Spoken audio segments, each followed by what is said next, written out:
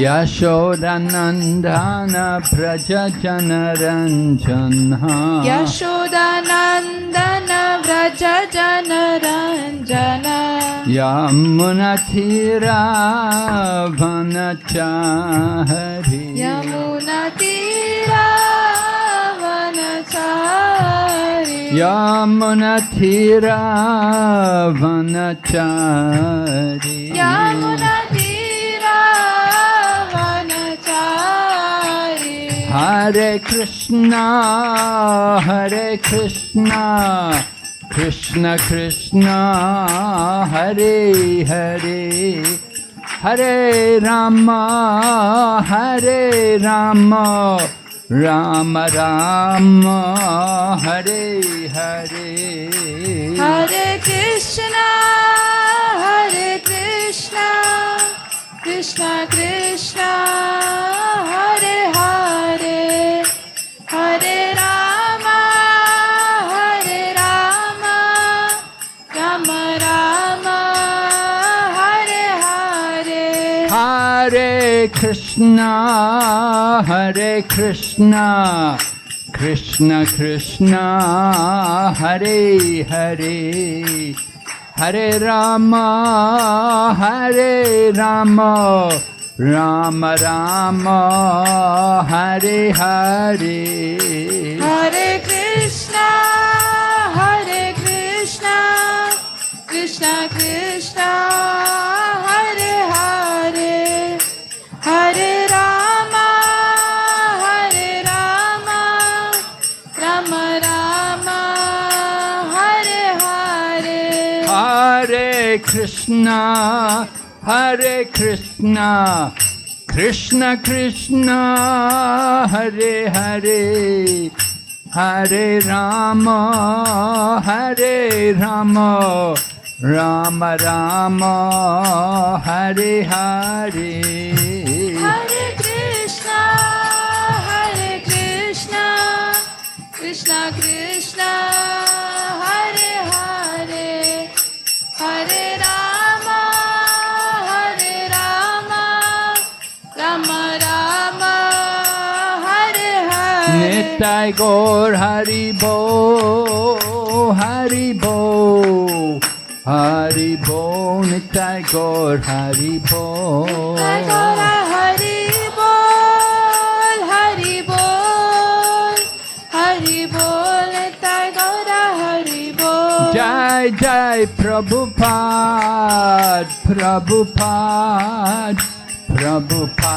Jai Srila Prabhupada Jaya Jaya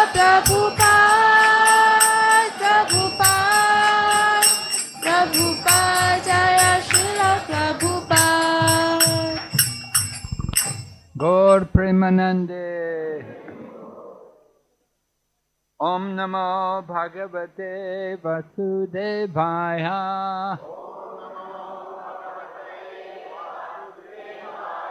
Om Namo Bhagavate Vasudevaya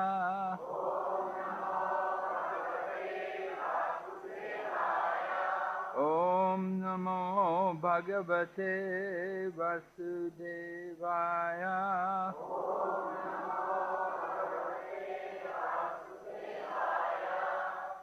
Narayanam Namaskrityam Naram Chaiva Narottamam Devim Sarasatim Vyasam Tato Jayamudirayat Nastapraeshu Vabhadreshu Nityam Bhagavata Sevaya Bhagavati Uttama Shloke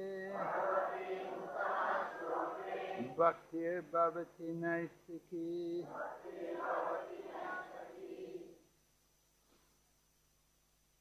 So today we're hearing about the auspicious appearance of Lord Nrisimhadev. Lord Nrisimhadev, very interesting incarnation of the Lord. Usually we will describe who is the mother and father of the incarnation. You know, like even Lord Krishna comes as the son of Vasudeva and Devaki, or as Yashoda and Nanda. But Lord Nrisimhadev, of course, he takes his birth from the pillar, right? He doesn't have the mother and father, but he appears from the pillar, a very special appearance. Lord Varaha also was a little special. Lord Varaha came from the nostril of Brahma.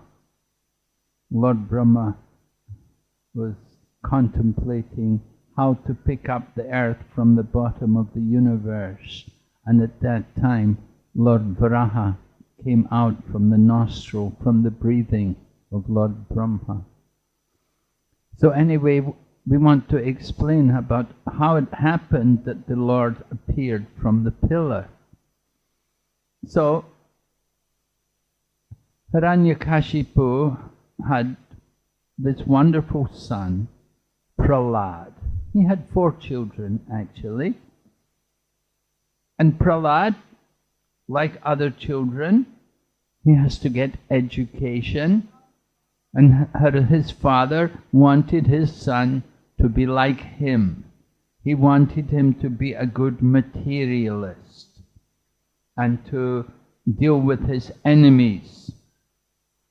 Prahlad, however, he'd already had some education, because Prahlad, while he was within the womb of his mother was taken to the ashram of Narada Muni. Hiranyakashipu had gone to do austerities, to get power, to become of course, his Hiranyakashipu's desire was to become immortal. And in order to get that power, he went and he did great tapasya for a long time. So while he was doing tapasya, his wife she had already conceived a child. And the demigods, they were worried that this child will be a demon like his father. So let's take the woman, and when she gives birth to the child, we will kill it, so it cannot give any trouble to us in the universe. However, Narada Muni, he knows everything, past, present and future, and he appeared and he told the demigods that you won't be able to do any harm to this child, and you don't have to worry, because this child is going to be a great devotee. So Narada Muni convinced the demigods to give the woman under his care. And Narada Muni took the wife of Hiranyakashipu to his ashram. And being in the ashram of Narada Muni, she was able to hear regularly. Just like if you come and stay in the ashram, you will hear every day classes from the scriptures. This is one of the benefits of being in the ashram, you see. When you go home, you forget these things. You don't always pick up the book in the morning and read Bhagavatam. But in the ashram, we have these arrangements for hearing and chanting. So Hiranyakashipu's wife, Kayadu, she was in the ashram of Narada Muni, and Narada Muni was regularly reciting scriptures and preaching, and the child in the womb was hearing very carefully. So later on, after his birth, Hiranyakashipu had finished his tapasya and come back. Then his wife delivered the child, and the child was put into the Gurukula to study.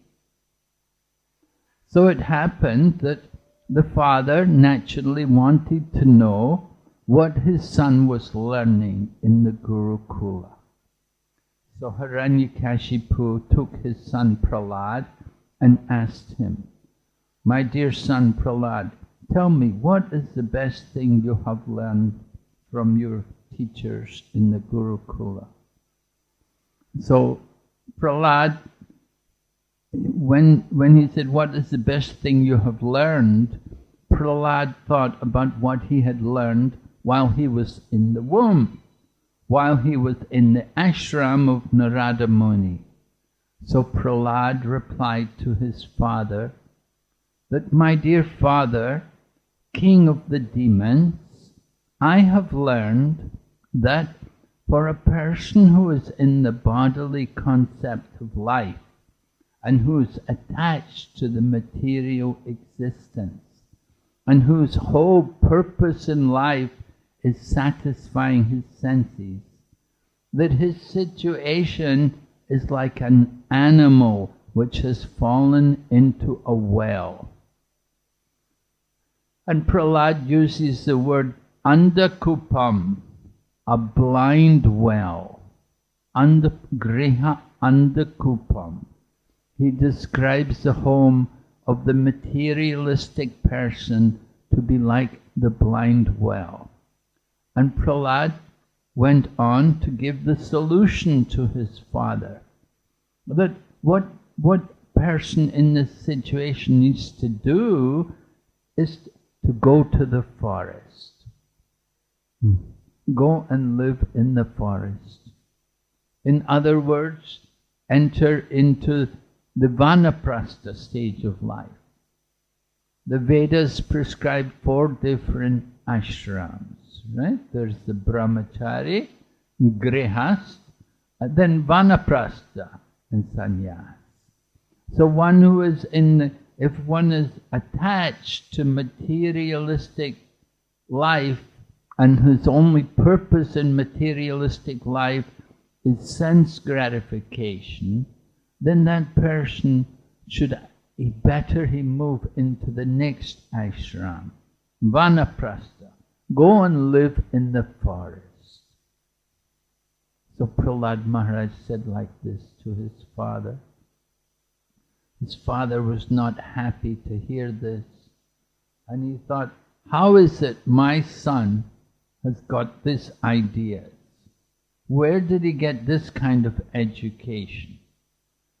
He said he must have been polluted by these Vaishnavas, that they come in disguise and they come and they pollute the minds of the innocent materialistic people.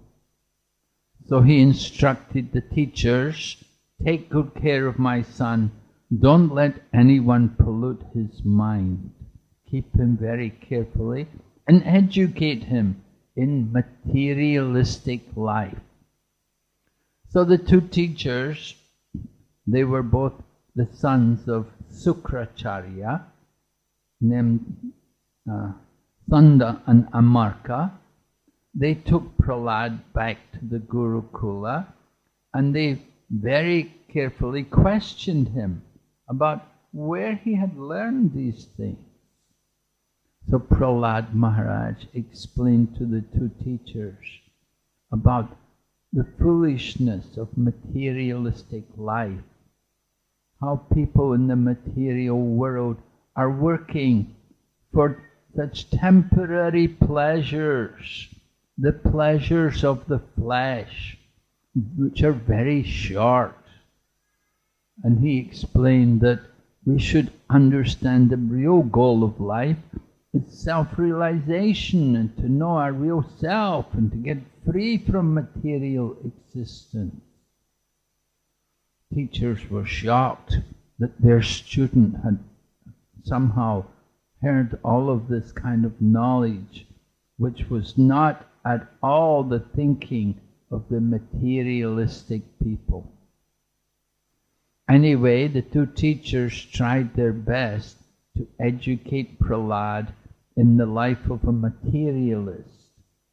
And they taught him, of course, about the karma kanda path, which begins with so-called religion, dharma, but the purpose of the dharma is kama. Dharma, artha, meaning economic development, and then dharma, artha, kama, sense gratification. So generally people take up religion, common people who are materialistic, they think life, if we are religious, the purpose of religion is to get economic development. And economic development is meant for sense gratification. And sense gratification, when we're frustrated by it and no longer interested in it, then we should think of liberation, salvation, or mukti.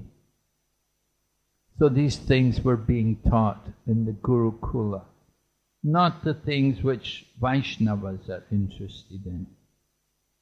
But materialistic people are very interested in these things.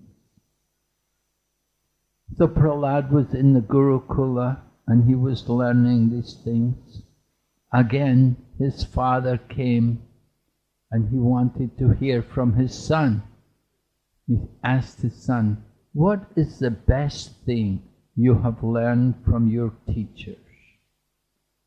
And Prahlad then explained to his father that the best thing I have learned from my teachers is Shravanam Kirtan Vishnu, Smaranam Padasevanam Arjanam Vandam Dashyam Sakyam Atmani Vedanam. And when Hiranyakashipu heard, he just heard Shravanam Kirtan Vishnu. Oh no! What is this? Vishnu? You're telling me the best thing you have learned is Shravanam Kirtan Vishnu? Vishnu is the enemy of our family. Why are you learning this? Who is teaching this to you? Prahlad Maharaj said that I have learned that these 9 activities, these 9 angas of bhakti, that this is the real path of self-realization. This gives the perfection of life. One who is really learned, he will dedicate himself to the practice of these different angas of devotion. And devotion to who? Devotion to Lord Vishnu. But Lord Vishnu was not the name which Hiranyakashipu wants to hear. Because Hiranyakashipu had some bitter experience in the past with Lord Vishnu. Hiranyakashipu had one brother named Hiranyaksha. They were 2 brothers, both the 2 sons of Diti, and they had both terrorized the universe. Hiranyaksha was going everywhere in search of gold, and he was so ambitious to find gold that he dug up the earth to such an extent that the earth planet fell out of its orbit in the universe and fell into the bottom of the universe. It fell into the Garbhodak ocean, which fills the bottom half of the universe. So Lord Varaha appeared to pick up the earth from the bottom of the universe, and at that time, while he was picking up the earth from the universe, Hiranyaksha challenged him. And the result was a fight. Lord Varaha fought with Hiranyaksha, and ultimately Hiranyaksha was killed by Lord Varaha. So the death of Hiranyaksha was very painful to Hiranyakashipu and his mother Diti, and of course Hiranyaksha also had his wife, so they were feeling greatly pained with the death of Hiranyaksha. And Hiranyakashipu, he vowed to get revenge, that he would find Vishnu and kill him. But of course he could never find Lord Vishnu. He concluded Lord Vishnu has hidden himself in the hearts of everyone. So Hiranyakashipu gave up his search for Lord Vishnu, but still he kept that bitterness. And he remembered how Lord Vishnu had done this to him, how he killed his brother. And now Prahlad, Hiranyakashipu's son, is talking to his father and telling him, hear and chant and remember Lord Vishnu. So Hiranyakashipu was very upset, and he immediately called for the teachers, and he challenged them, why have you taught this to my son? The two teachers, they defended themselves. They said, we didn't teach him this. We don't know where you're getting this from. We didn't teach this to him. So Hiranyakashipu was surprised that his son had never learned this from his teachers. So then he asked Prahlad, where did you get this knowledge from? Who gave you this? Just like sometimes people become devotees of Hare Krishna, and the parents will say, why you go there? Why you don't just do your studies? Why don't you just go and take drugs and drink beer like other boys? Why you have to go and chant Hare Krishna? Why can't you be a normal drunkard, gambler, woman hunter? So Hiranyakashipu was also thinking like that about his own son. So he asked Prahlad, where did you get this from? Who gave you this? And Prahlad then answered, Matirna Krishne Paratasvatova Vibho Vipadyeta Greha Vratanam Adanta Gobir Vishatam Tamishram Punas Punacharvita Charvananam. Prahlad Maharaj is telling his father that Matirna Krishna, that father, you don't have to worry. Your inclination towards Krishna will never be aroused, whether by your own endeavor or by the instructions of others, or even a combination of both. There's no way you will ever have an inclination towards Krishna. Why? Because Grehavratan, you've made your vow to remain in the well of materialistic life, just devoted to satisfying your senses. You are simply chewing what has already been chewed. Prahlad Maharaj says like punas punacharvita charvananam, chewing what has been chewed, trying to take pleasure from something where there is no pleasure. Just like if you try to chew sugar cane after you've already taken all the juice out. You know, when you get a glass of sugar cane juice, they'll put the cane through the two rollers and squeeze out all the juice. So if you chew that cane, there's no juice in it anymore. I remember as children we used to chew gum. You know, we didn't have sugar cane in England, but we had chewing gum. And we would chew gum, and after chewing it, we'd stick it under the table, you know, in the classroom, we'd stick it under the table. And the idea is that somebody will come along the next class, they'll take it and they'll chew it, you know, after you've already chewed. Of course, there's no taste in it anymore.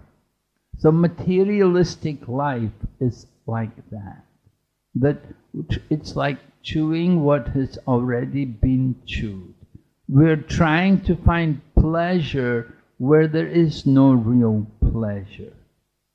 Of course, it's not wrong to want pleasure, but we have to know where to find real pleasure. And real pleasure is not found just by satisfying our senses. Rather, the senses are never satisfied. No matter how much attention you give them, you can never satisfy them. Real happiness is found within. You have to look within. We give the example about the musk deer. In the Himalayas, there's a type of deer which has musk inside the organs of the deer. And the deer is always thinking, where is that smell coming from? It's wonder, where is that beautiful aroma coming from? It's the musk. And the animal does not realize the aroma is coming from within.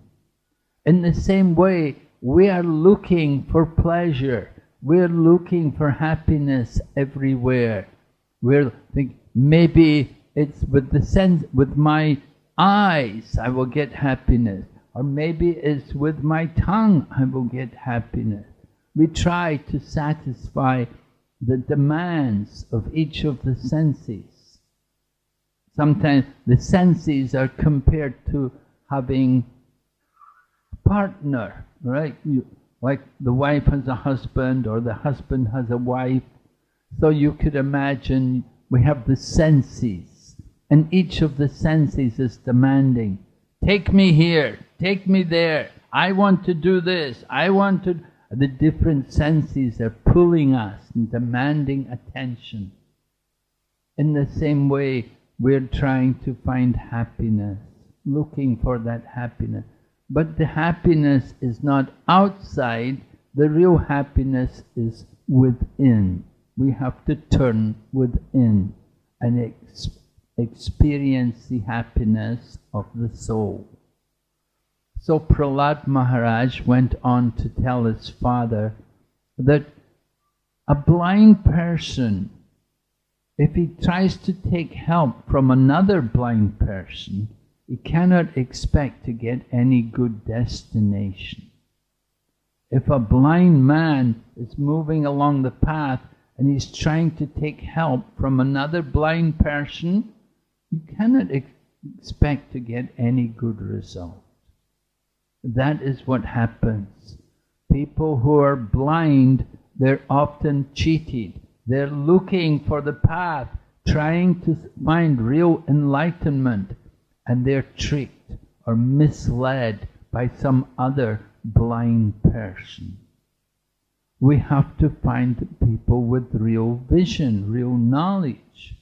So Prahlad Maharaj then goes on to describe where did he get that knowledge? He said, the only way you get this kind of knowledge is by taking the dust from the feet of the great devotees.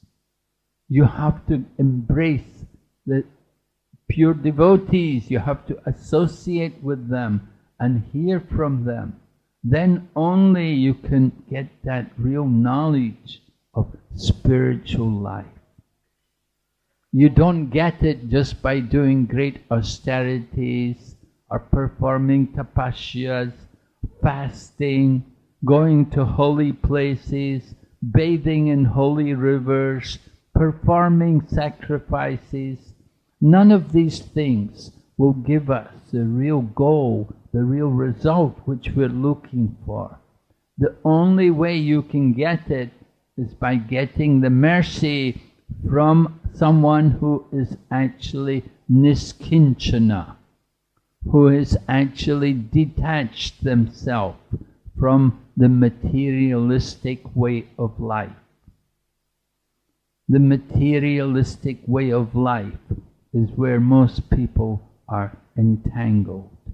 And if we want to get free, you have to get the mercy from someone who is not entangled in that materialistic way of life. So Prahlad Maharaj explained like this to his father. But this was not what Hiranyakashipu wanted to hear.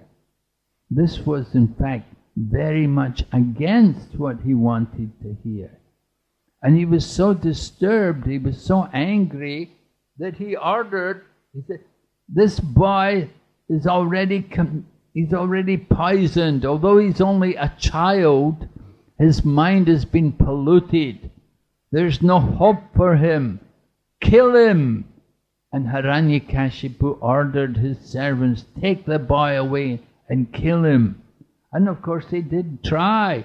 They tried to kill Prahlad in so many different ways. They put him under elephants, they threw him off mountains, they put him in the middle of the ocean, they put him in the well with poison snakes, they tried to pierce his body with weapons, but there was nothing they could do to harm Prahlad, because Prahlad was not an ordinary person. He was a Nitya Siddha. He was a liberated soul, an eternal associate of the Lord. And he was protected by the Lord. He was not praying to the Lord for help, but he was never forgetful of the Lord.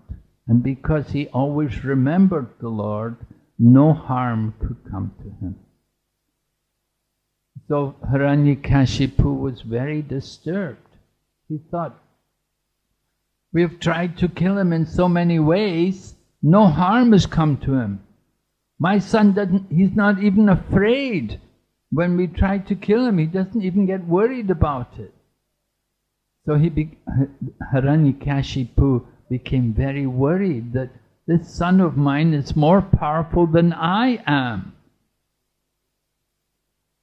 However, the two teachers from the Gurukula, Sanda and Namarka, came and they tried to encourage Hiranyakashipu, and they told him, no, you're a great personality. You've conquered heaven all on your own without help from anyone else. You conquered the whole of heaven and everyone is under your control. You don't have to worry. You're all right. You're great. You're the supreme person. You're the most powerful person in the universe. No one can equal you. Don't worry about this boy of yours. He's only a child. He will soon grow out of his ways.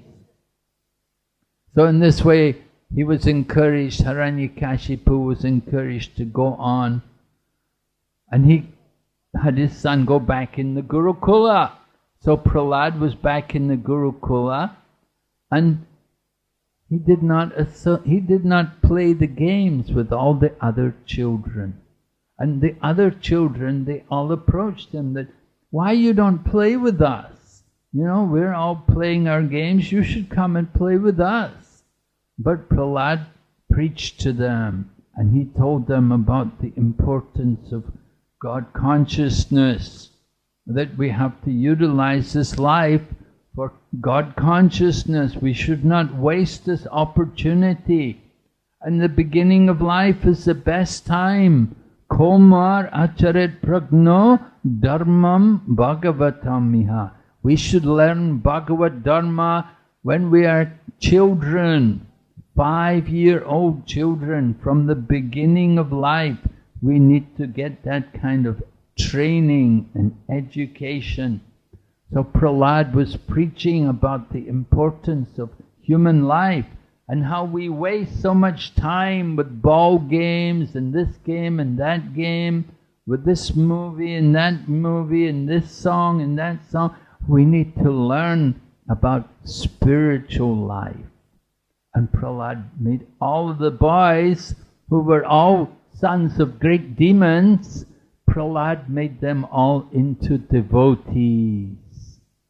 And they all became nice devotees. although they were born in the family of demons, they became nice devotees. So the two teachers saw how all the boys were becoming just like Prahlad.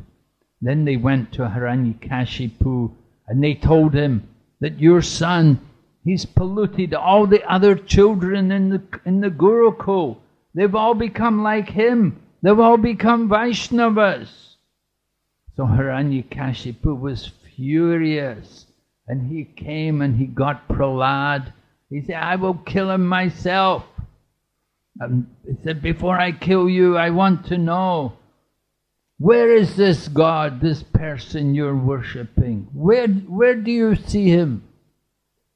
And Prahlad, because Prahlad is on the topmost level, he said, Father, he is everywhere. He's in everything. Then Hiranyakashipu took his fist and punched the pillar, thinking, I will show my son, he's not there. But when he punched the pillar, from the pillar, the Lord came in the most wonderful form, half lion, half man. And Lord Nrisimhadev came, and there was a wonderful fight between the two. And then just at the point of dusk, just between the day and the night, Lord Nrisimhadev took Hiranyakashipu on his lap and ripped apart his chest, took out his entrails from his stomach and put them round his neck, just like a garland. A nice garland to have, huh? So this way Hiranyakashipu met his death. He had been given benedictions by Lord Brahma, and Lord Nrisimhadev was very careful to keep intact all the benedictions which Lord Brahma had given him. That he was not killed in the day or in the night. He was killed at the end of the day, in the beginning of the night. And he was not killed on land or on water, he was killed on the lap of the Lord. And he was not killed by any man or animal, but he was killed by half man, half animal. And it's all the different conditions which Hiranyakashipu had taken as benedictions from Lord Brahma. Lord Nrisimhadev kept all these conditions and still killed him. So Prahlad Maharaj appreciated later on. He said, I saw my father that he was controlling the whole universe. The powerful demigods were all serving him.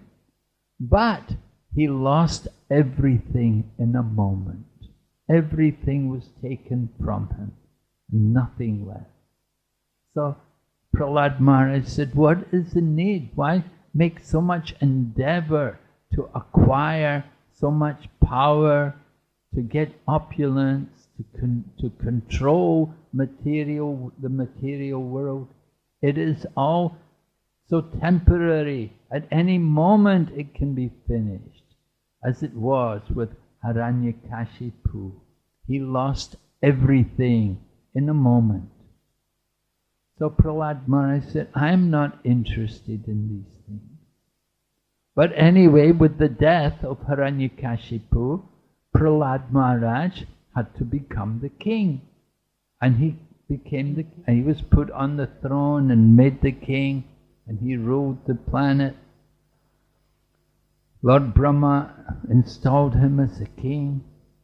Lord Nrisimhadev wanted Prahlad to take some benediction from him. But Prahlad said, no, I cannot take any benediction. I am not a businessman. If someone worships God to get something from them, that is like a business. Prahlad said, I am not like that. I'm not a businessman. But Lord Nrisimhadev insisted that, no, you should ask something. So Prahlad then said, then please, since my father was such a demon and he tried to fight with you, he even tried to kill you, please don't let him go to hell. And Lord Nrisimhadev said to Prahlad Maharaj, you don't have to worry, your father is not going to hell because you are in his family, you're his son. So not only your father is not going to hell, but for 21 generations, all of your family members are delivered. So this is the power of just having one devotee, one pure devotee in the family, that they can deliver not only the one family, but they can deliver 21 generations of family members. So Prahlad Maharaj was told like this, that you don't have to worry about your father. He's going to be delivered by your grace, because you're his son and because you're such a nice devotee.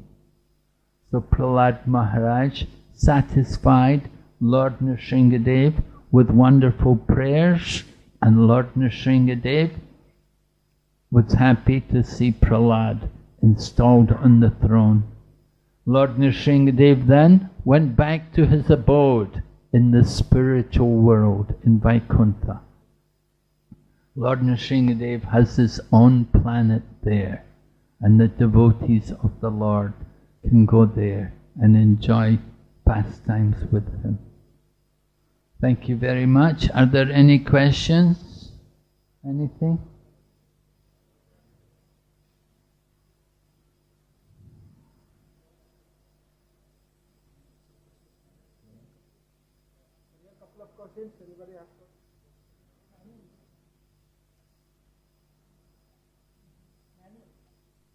Haribol.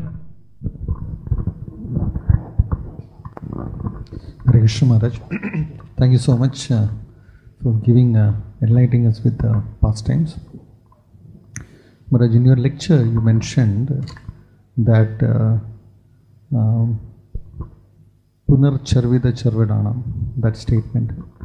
So, at what stage of one's advancement in devotional service do we feel that these material things are just like, chewing the chewed? Will it be at the stage of raga or bhava? Because in the sadhana bhakti still you find that, these material things which you try to enjoy, there is still enjoyment. So at what stage these things, appear in our life with this understanding? At what stage do we feel that we're simply chewing the chewed? Well, it can come about just simply by hearing. You may simply have just begun devotional service. But when we hear this kind of explanation to material life, then it can enter into our heart. And if we accept it as the truth, then we can be greatly benefited and go on in devotional service. One may be a neophyte in spiritual practice, but if you hear this kind of knowledge in the right way and accept it, then that is effective. Yeah, you may be at the stage of anartha nivritti, you may be simply doing sadhana bhakti, adoshrada, sadhu sangha. In the stage of sadhu sangha, we would hear these kind of things. The devotees will be teaching, talking to us and telling us like this. We'll be hearing from them. So when we hear this kind of things, if it goes into our heart and we accept it as facts, then that is very positive sign. That's a very good sign. We may be doing sadhana bhakti, we may be at the anartha nivritti, you may be nishta. It doesn't matter really what stage we're in. But if we accept these facts, if we accept this kind of knowledge, and if we take this knowledge into our hearts, and we are convinced about it, that this is a fact, then this is very good sign, a very positive sign of spiritual awakening. Spiritual awakening. that we're giving this knowledge to everyone. So you hear it and you accept it. So this means you're already on a good level of devotional service. You may have already got through anartha. You may not. You could be at different levels. There's no clear indication what level you're at. But when you accept this knowledge, then this is very positive sign, a good way to go ahead and make more advancement.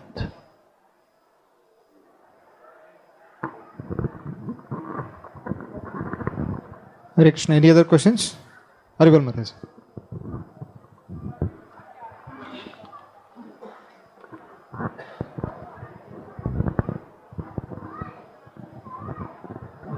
Hare Krishna Maharaj, thank you very much for such a wonderful class. Maharaj, Prahlada was born to Hiranyakashipu, a father like Hiranyakashipu, but still he became such a great devotee.